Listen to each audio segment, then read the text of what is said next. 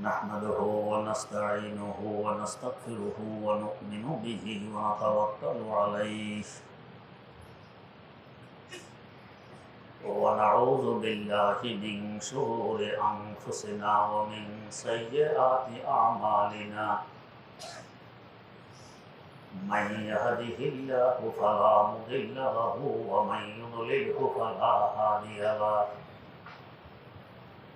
ونشهد أن لا إله إلا الله وحده لا شريك له ونشهد أن سيدنا ونبينا ومولانا محمدا عبده ورسوله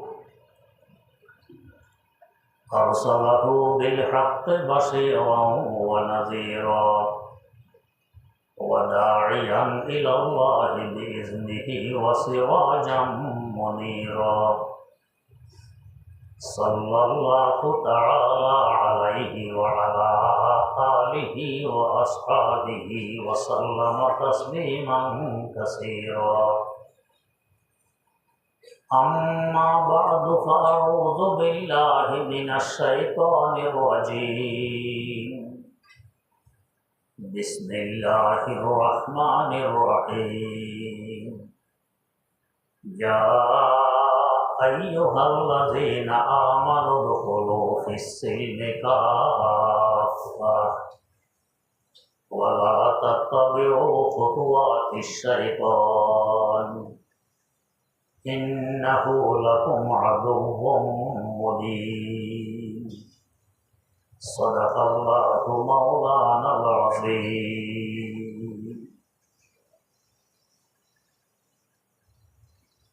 আল্লাহ রাব্বুল আলামিনের অনেক বড় মেহেরবানি। তিনি আমাদেরকে মুসলমানের ঘরে জন্ম দিয়ে মুসলমান হিসাবে সৃষ্টি করেছেন।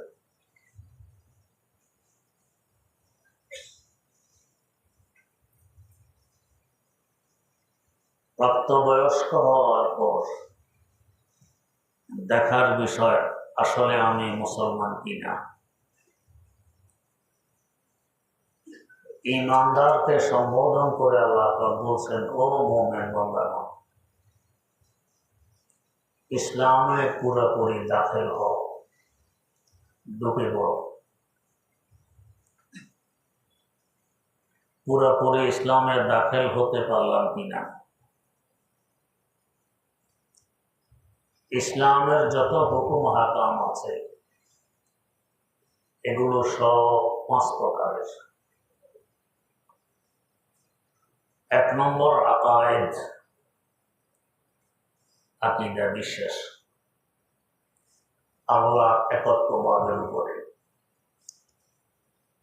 রাসূলগণের উপরে, ফেরেশতাদের উপরে, আসমানে কিতাব সমূহের উপরে, আখিরাতের উপরে। মৌলিকভাবে 5 বস্তুর উপরে আমার ঈমান ঠিক আছে কিনা। এদিকে আমি মুখে বলি লা ইলাহা ইল্লাল্লাহ, আল্লাহ ব্যতীত আর কোনো মাবুদ নেই, মুহাম্মাদুর রাসূলুল্লাহ, মুহাম্মদ সাল্লাল্লাহু আলাইহি ওয়াসাল্লাম আল্লাহ পাকের পাঠানো মানুষ। কিন্তু আমার কাজ লা ইলাহা ইল্লাল্লাহ অনুযায়ী হয় না। ইবাদতের মালিক একমাত্র আল্লাহ রাব্বুল আলামিন, মুখে বলতেছে লা ইলাহা ইল্লাল্লাহ, মাজারে গিয়ে দিতেছি মাজারওয়ালাকে সিজদা, কোন ভণ্ড ফকিরকে গিয়ে দিতেছি সিজদা। আমার কথা আর কাজ তো এক রইল না। পুরোপুরি মুসলমান কি রইলাম, আকীদার মধ্যেই তো গর্ব। আমার রিজিকের মালিক আল্লাহ রাব্বুল আলামিন। এদিকে চুরি করি, ডাকাতি করি, চাঁদাবাজি করি, মস্তানি করি, ঘুষ খাই, সুদ খাই। তার মানে এগুলো ছাড়া আমার থাকা খাওয়া চলবে না, তাই তো এগুলো করি। এদিকে স্বীকার করে রিজিক দাতা আল্লাহ রাব্বুল আলামিন, এদিকে এ সমস্ত কাজে লিপ্ত, তাহলে আমার আকীদা ঠিক রইল, কথা কাজে মিলিত হয়ে গেল। প্রথম যে আকীদা, এর মধ্যেই তো আমার গড়বড়। 2 নম্বর ইবাদত, নামাজ, রোজা, হজ, যাকাত ইত্যাদি ইত্যাদি যত ইবাদত আছে, এগুলো সব রাসূল আকরাম সাল্লাল্লাহু আলাইহি ওয়াসাল্লামের তরিকা অনুযায়ী করব, স্বীকৃতি দিলাম মুহাম্মদুর রাসূলুল্লাহ। নামাজ পড়ি না, রোজা রাখি না, হজ ফরজ হওয়া সত্ত্বেও হজ করি না, যাকাত ফরজ হওয়া সত্ত্বেও যাকাত দেই না। ইবাদত তো বড় বড়, পুরোপুরি মুসলমান হইলাম কিভাবে? 3 নম্বর মুআমালাত, লেনদেন, এগুলিও ইসলামী বিধিবিধান অনুযায়ী আমাকে করা লাগবে। মনে করে ইসলাম মানিত মসজিদের ভিতরে কিছু নামাজ টামাজ, এগুলি ইসলাম, বাইরে কি আর ইসলাম আছে? ইসলাম অন্য কোনো ধর্মের মতো নয়। অন্য ধর্মগুলো কিছু ইবাদত বন্দেগীর সমষ্টি, ইসলাম পুরা জিন্দেগির সমষ্টি। ইবাদত হলো 5 ভাগের 1 ভাগ। ফতোয়ায়ে শামি একটি গুরুত্বপূর্ণ মাসালা মাসাইলের কিতাব, 12 খণ্ডের, এক এক খণ্ড প্রায় 500-600 পৃষ্ঠার, এরকম 12 খণ্ডের কিতাব।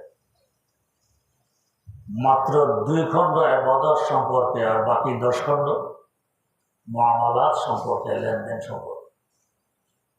ওগুলোর পরিধি আরো অনেক বড়।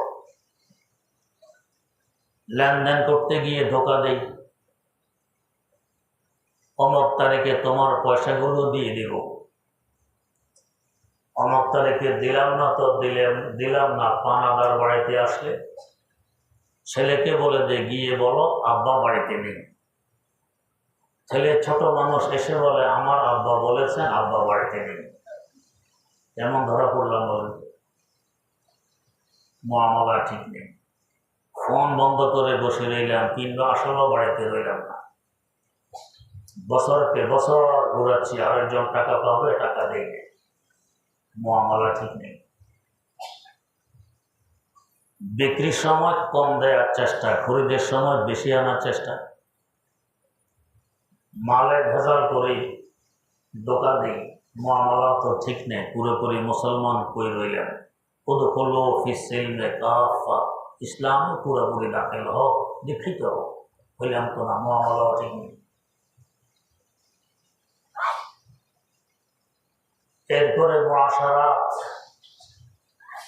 মানুষের সাথে চলাফেরা, উঠা বসা কেমন হবে, ইসলামের 5 ভাগের 1 ভাগ, ওইটাও ঠিকভাবে করি না। আরেকজনের ইজ্জত, আবরু, অর্থ সম্পদ সব কিন্তু ওর কাছে যেমন আমানত, আমার কাছে আমানত। আমার দ্বারা যাতে আরেকজনের এগুলো নষ্ট না হয়, আমাকেও সতর্ক থাকা লাগবে।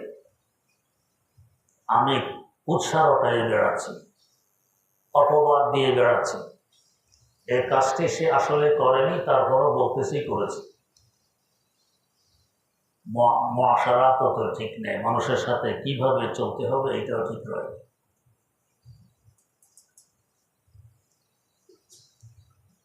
একজন মানুষ রোগী, রোগী দেখতে যাওয়া সুন্নত।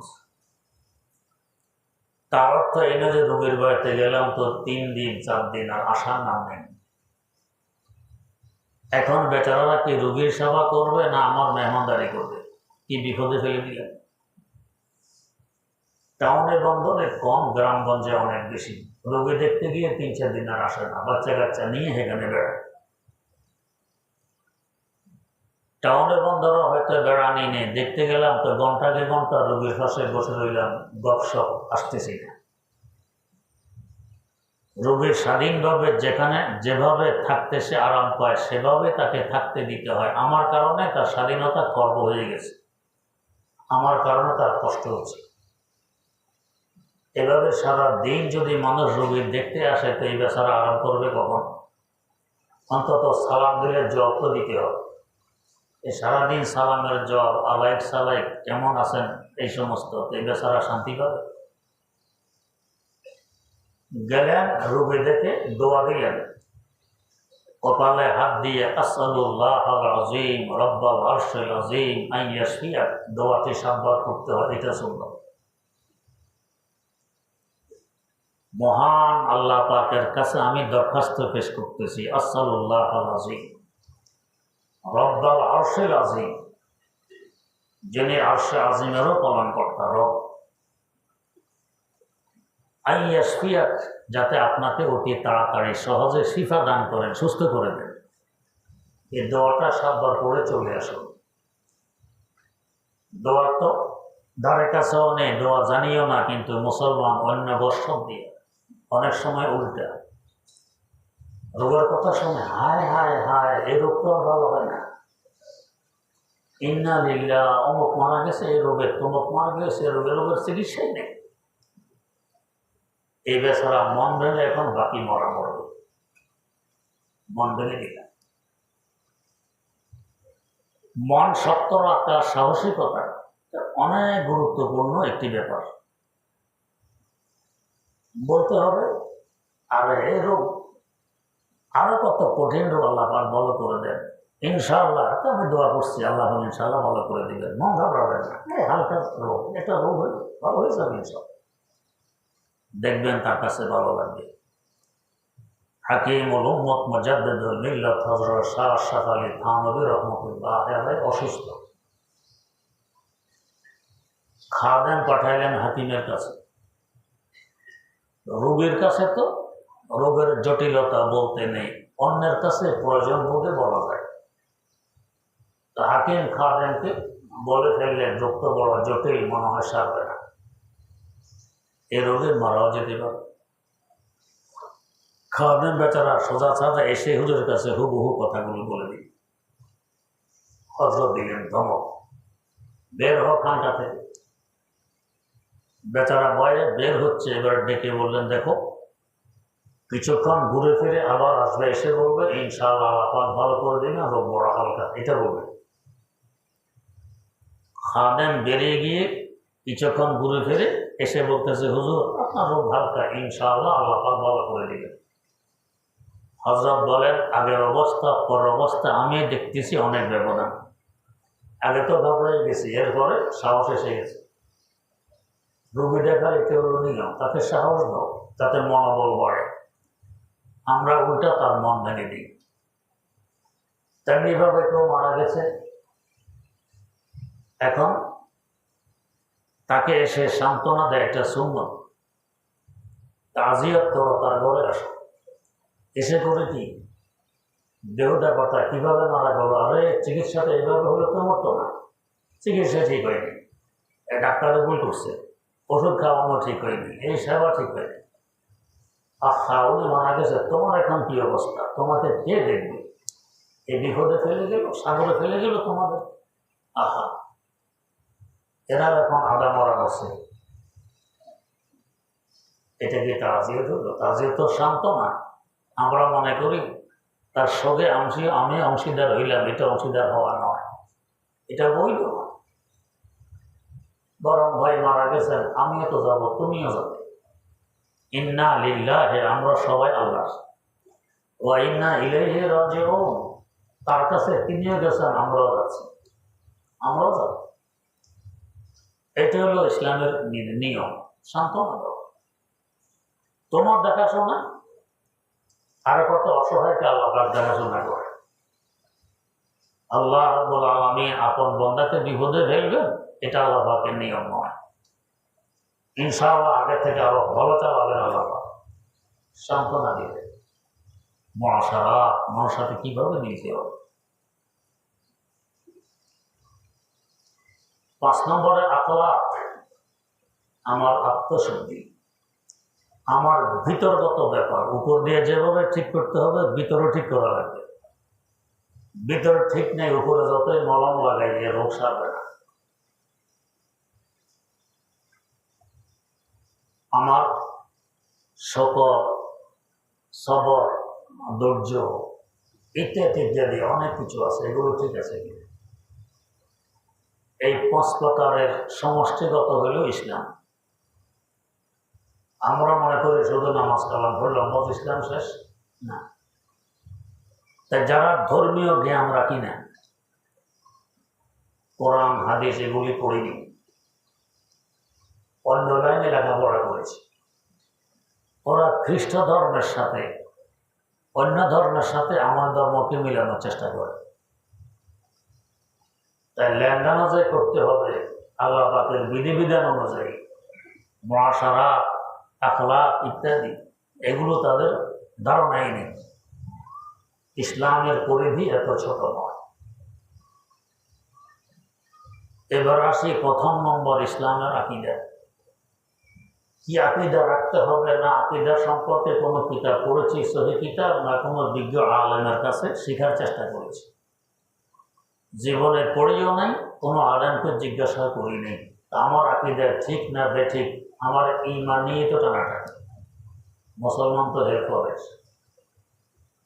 আকীদা ঠিক নেই, নামাজ রোজা যতই করি 2 পয়সার মূল্য আছে। একজন অমুসলিম যদি খুব নামাজ পড়ে, রোজা রাখে, এগুলি কবুল হবে? হবে না। তাহলে তো আমার আকীদা ঠিক রাখতে হবে। তো আকীদা কি হেঁটেই বুঝি না, পড়িও নাই, কারো কাছে জিজ্ঞাসাও করিনি। তো আমার আকীদা যদি ঠিক না থাকে, নামাজ রোজা কি লাভ হবে? অনুভূতি তো আসে নাই যে আমার আকীদা কি হইতে হবে।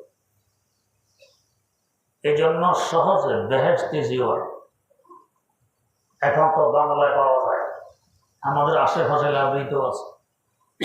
বেহেশতি জীবনের শুরুতে আছে আকীদা সম্পর্কে আলোচনা। কি কি আকীদা পোষণ করব, সহিহ একটি কিতাব বেহেশতি জীবন সংগ্রহ করি, আকীদা ঠিক রাখার চেষ্টা করি। বাংলা যদি পড়তে না পারি, আরেকজন পড়বে, আমি শুনবো। তাও যদি সম্ভব না হয়, বিজ্ঞ আলেমের কাছে জিজ্ঞেস করব কি কি আকীদা আমার হওয়া দরকার। আমরা বলি তো নামাজ না পড়লে কি হবে, আমার আকীদা ঠিক আছে। আকীদা কি হেঁটে জানি না, তো ঠিক আছে না বেঠিক আছে বুঝবো কিভাবে? এমনি আকীদা ঠিক আছে। একবার উত্তরবঙ্গে গেলাম ওয়াজ করতে, তো সেখানে আমার এক চাচাতো ভাইয়ের সাথে মাহফিলের শ্রোতার সাক্ষাতে বলতেছে, আপনার ভাই এমন কখন কহছে, কি কহছে? তা বলতে পারি না। বলেন এবারে কি কহছে? আমার আকীদা ঠিক আছে, নামাজ না পড়লে কি হবে, কিন্তু আকীদা কি হেঁটে বুঝি না। কিভাবে বুঝলাম আকীদা ঠিক আছে? আকীদা তো বুঝি না। এতে হলো আমাদের অজ্ঞতার অবস্থা। মুসলমান তো আরো পরের কথা। ইবাদত কিভাবে করব? নামাজের তাকবীরের তাহরিমা থেকে নিয়ে সালাম ফিরানো পর্যন্ত কোন তরিকা সুন্নত, হাত কতটুকু তুলবো, হাত তোলার সময় আঙ্গুলের অবস্থা কেমন হবে, দৃষ্টি কোন দিকে থাকবে, হাত কতটুকু উপরে উঠবো, রুকুর সুন্নত তরিকা কি, সেজদার সুন্নত তরিকা কি, তাশাহুদের সুন্নত তরিকা কি, দাঁড়ানোর সুন্নত তরিকা কি, না কোনো কিতাবে পড়েছি, না কোনো আলেম থেকে শেখার চেষ্টা করেছি। যেমনি ইচ্ছে হেমনি নামাজ পড়ি। ইবাদতের মধ্যে যে প্রথম গুরুত্বপূর্ণ ইবাদত নামাজ, এটাই ঠিক নেই, ইবাদত ঠিক নেই। আমি মুসলমান কিভাবে হইলেন? এর উপর আবার বিভ্রান্তিকর কত কথাবার্তা ইউটিউবে, টেলিভিশনে শোনা যায়। আল্লাহ ক্ষমা করুন। রাসূল আকরাম সাল্লাল্লাহু আলাইহি ওয়াসাল্লাম বলে গেছেন, সাল্লু কামা রাআইতুমুনি উসাল্লি। আমাকে যেভাবে নামাজ পড়তে দেখো, এভাবে নামাজ পড়ো। হুজুর নামাজ কিভাবে পড়েছেন দেখেছেন কারা? হযরতে সাহাবায়ে কেরাম রাদিয়াল্লাহু তাআলা আনহুম। অতএব সাহাবীদের নামাজ, হুজুরের নামাজ এক। সাহাবা কেরাম রাদিয়াল্লাহু তাআলা আনহুম কিভাবে নামাজ পড়েছেন দেখেছেন কারা? যারা তাবেঈ তারা। তার মানে তাবেঈ এবং সাহাবীদের নামাজ এক। তাবেঈরা কিভাবে করেছেন তা দেখেছে কারা? তাবে তাবি। তার মানে তাবে তাবে এবং তাবিদের নামাজ এক। এই দেখার সিলসিলা আজ পর্যন্ত আমাদের কাছে অব্যাহত এসেছে। আমাদেরকে যখন হাদিসে নামাজ পড়ান, ওস্তাদগণ সব দেখাই দিয়েছেন, হাত কিভাবে তুলবে, রুকু কিভাবে করবে, সেজদা কিভাবে করবে, তাশাহুদে কিভাবে বসবে, সালাম কিভাবে ফিরাবে, দেখাই দিয়েছেন। কেন? তাকে দেখাই দিয়েছেন তার ওস্তাদ, তাকে দেখাইছেন তার ওস্তাদ, তাকে তার ওস্তাদ, এভাবে উপরে চলতে চলতে রাসূলুল্লাহ সাল্লাল্লাহু আলাইহি ওয়াসাল্লাম পর্যন্ত পৌঁছেছে। তো তার মানে আমাদের নামাজটা রাসূল আকরাম সাল্লাল্লাহু আলাইহি ওয়াসাল্লামের নামাজ, সাল্লু কামা রাআইতুমুনি উসাল্লি। এখন এক সম্প্রদায় তো হানাফিদের তো নামাজ হয় না, তো কিভাবে হবে? সাগাইয়া দাঁড়াইতে হবে, দুই পা যতটুকু সরানো যায়। এখন মাঝে মধ্যে দেখি আরব দেশ থেকে জুব্বা নিয়ে আসে, ওদের জুব্বার দেড় একটু কম হয়, তো চায় আরো সাগাইতে, কিন্তু জুব্বা আর সাগাইতে দেয় না, জুব্বা বাধা দেয়, পা আর এদিকে যায় না। যদি মসজিদের এক লাইনে 50 জন মুসল্লি দাঁড়ানো যায়, এই সেখানেওয়ালা সম্প্রদায় যদি দাঁড়ায়, এরা 30 জনের পুরো লাইন দখল করে ফেলে, আর জায়গা হয় না 20 জনের সাগাই। কোন হাদিসে, কোন আসরে, কোন ফতুয়ায় কথা নেই যে নামাজের সাগায় দাঁড়াই দিও, নিজের মন গড়া। এটা নাকি রাসূলের নামাজ, আস্তাগফিরুল্লাহ, রাসূল সাগায় দাঁড়াতে নেই। কোন একজন মানুষের সামনে তো সাগায় দাঁড়ায় দেখে বেয়াদবি মনে করা হয়। কেউ বলে সেতরাইয়া দাঁড়ায়, কেউ বলে সেদরাইয়া দাঁড়ায়, বা পা অনেক ফাঁক করে দাঁড়ায়। আপনার সামনে আপনার ছাত্রের ভাবে সাগায় দাঁড়ায়, আপনার কাছে কেমন লাগবে? জড়ো সড়ো পা খিচে দাঁড়াবে, এটা হলো আদব। তো আল্লাহ দরবারে দাঁড়ালে সাগাইয়া কেমন লাগে বলে তো? এটা রাসূলের নামাজ আলাইহি ওয়াসাল্লাম। রাসূল জীবনে এভাবে সাগাইয়া দাঁড়ায়নি, এটা ভুল কথা। কোথাও কোন হাদিসে কথা নেই। হাদিস একটা বলে বুখারী শরীফ আছে, হযরত নুমান ইবনে বশীর রাদিয়াল্লাহু তাআলা আনহু থেকে বর্ণিত। কি? হুজুর বলেন, তোমরা সব সোজা করে দাঁড়াবে, সব সোজা করে দাঁড়াবে। লা তাসাব্বুন্না সুফুফাকুম, তাকিদের সাথে, খুব গুরুত্বের সাথে সব সোজা করবে। আল্লাহ ইউখাল্লিফান্না কুলুবাকুম, যদি সব আঁকা বেঁকা হয়, তোমাদের অন্তর আঁকা বেঁকা হবে, সোজা করবে। এটারও হুজুরের হাদিস।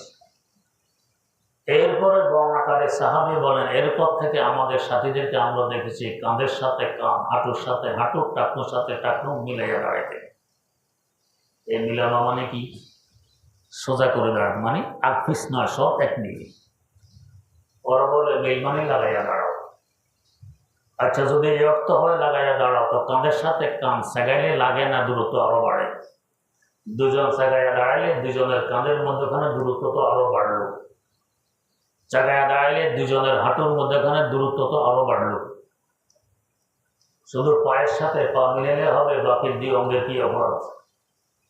তার মানে জাগানো উদ্দেশ্য আমার মিল রেখে দাঁড়াও, আকফিস না হয়, এটা উদ্দেশ্য। ওস্তাদের কাছে না পড়লে, মযহাব না মানলে, ইমাম না মানলে যা ঘটে তা ঘটছে।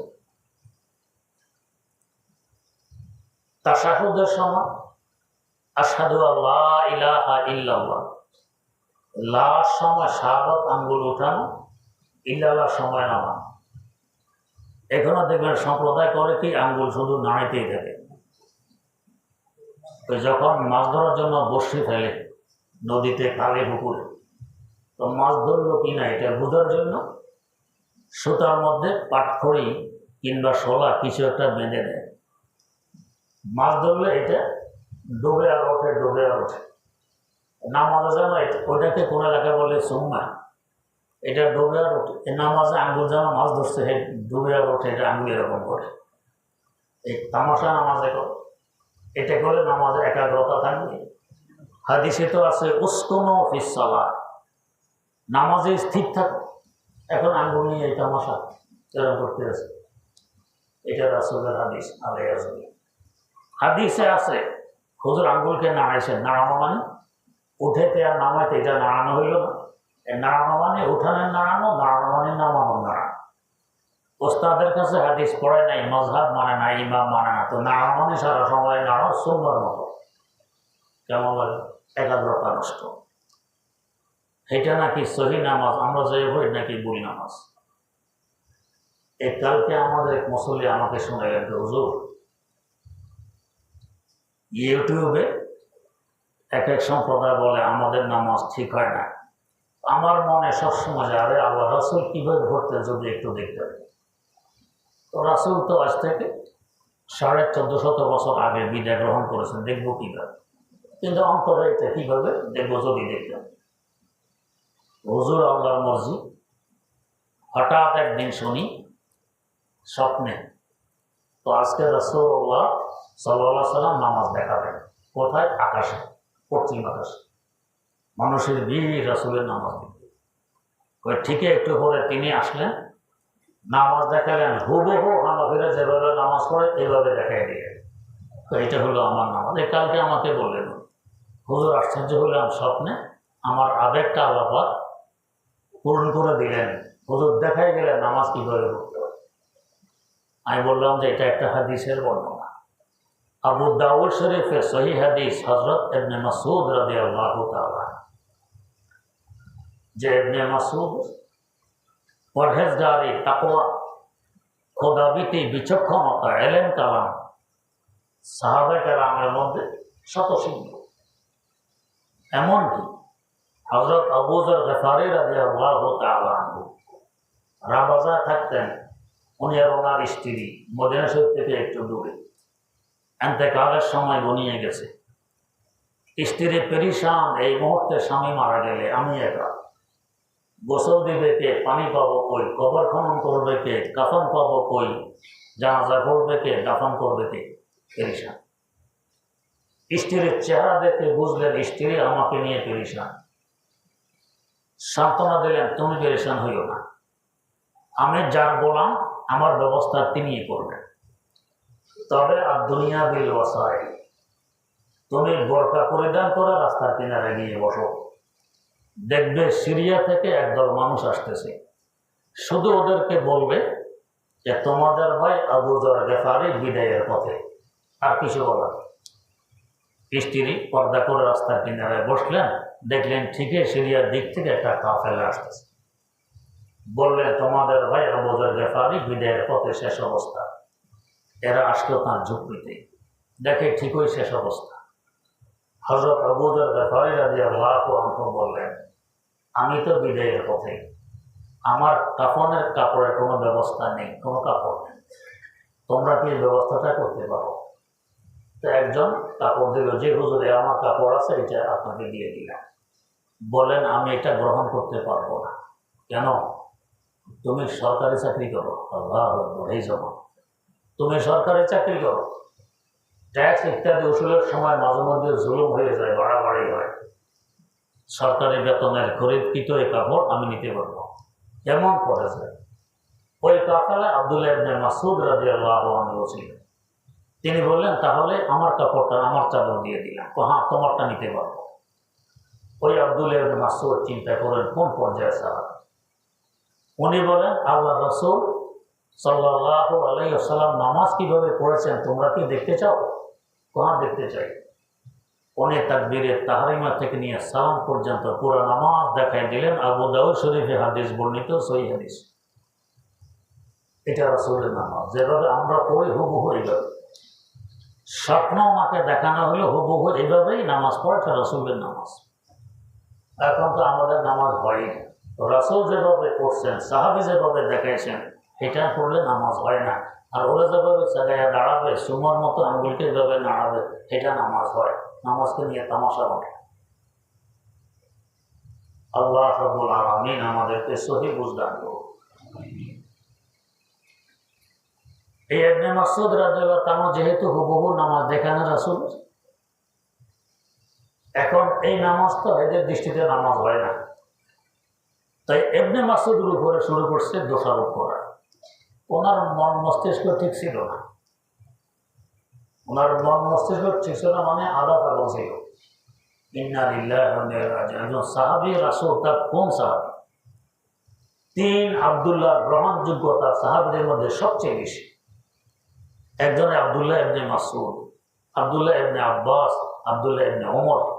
এই তিন আব্দুল্লাহ গ্রহণযোগ্যতা সবচেয়ে বেশি। তাদেরকে ইবাদায়ে সালাসা বলা হয়, ইবাদায়ে সালাসা। আর ওই তিন আব্দুল্লাহ, এক আব্দুল্লাহকে তারা দোষারোপ করে, কেন? যাতে এই নামাজটা মানুষ গ্রহণ না করে, আল্লাহ মাফ করুন। যাই হোক, তো নামাজ কিভাবে পড়তে হবে এটাও ঠিকভাবে জানি না, পড়তে জানি না, তো মুসলমান কিভাবে হইলাম? আমার ইবাদত তো ঠিক হবে। আকায়েদ, ইবাদত, মুআমালাত, মুআশারাত, আখলাক, এই পাঁচটা সমষ্টি হলো ইসলাম। আল্লাহ পাক তৌফিক দিলে আরেকটু বিশ্লেষণ ইনশাআল্লাহ সামনে হবে। সুবহানাল্লাহি ওয়া বিহামদিহি, সুবহানাকাল্লাহুম্মা ওয়া বিহামদিক, আশহাদু আল্লা ইলাহা ইল্লা আনতা, আস্তাগফিরুকা ওয়া আতুবু ইলাইক।